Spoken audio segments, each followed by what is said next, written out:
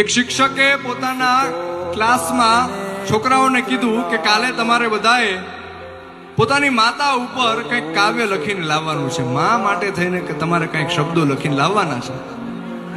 બધાએ છોકરાઓ બીજા દિવસે પોતાની નોટમાં પોતપોતાની રીતના કંઈક કાવ્ય લખીને લાવ્યા, કોઈ કંઈક શબ્દો લખીને લાવ્યા.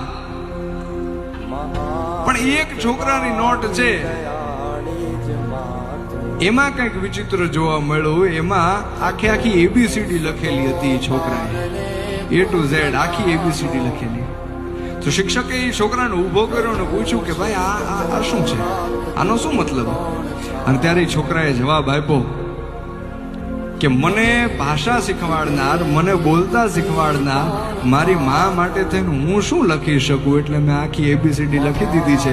મારી માને જેમ ગમશે એમ એ શબ્દો ગોઠવીને એની રીતના જોઈ લેશે. આ મા દીકરાના સંબંધની વાત છે. એ દલપતરામે પોતાના કાવ્યની અંદર લખી. કેવી રીતના કે હતો હું સુતો પારણે પુત્ર નાનો, રડું છેક તો રાખતું કોણ છાનો, મને દુખી દેખી દુખી કોણ થાતું,